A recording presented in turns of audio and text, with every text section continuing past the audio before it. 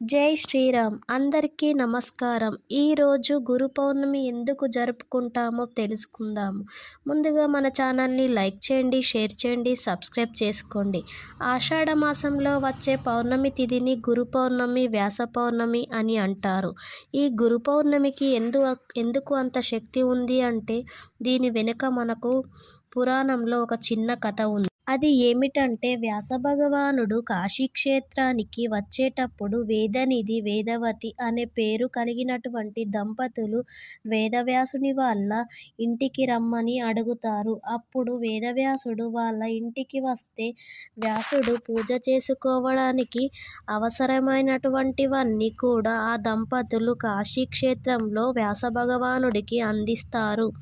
అప్పుడు వ్యాసభగవానుడు చక్కగా పూజ చేసుకొని మీకు ఏం వరం కావాలో కోరుకోండి అంటే మాకు చాలా సంవత్సరాల నుండి సంతానం లేదు, సంతానాన్ని అనుగ్రహించమని వ్యాసభగవానుడిని ప్రార్థిస్తారు.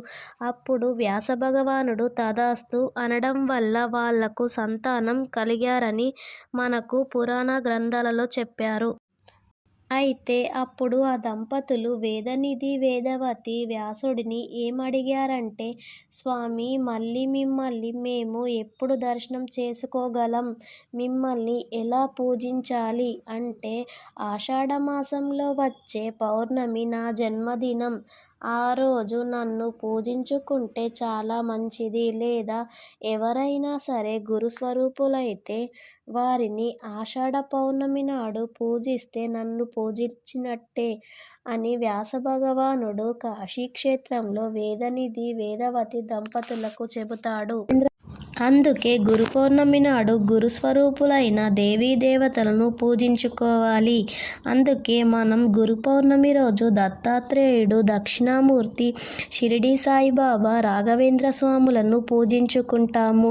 గురు పౌర్ణమి రోజు అందరూ కూడా వ్యాం వేద వ్యాసాయ నమః ఈ మంత్రాన్ని చదువుకుంటే చాలా మంచిది, గురుబలం పెరుగుతుంది.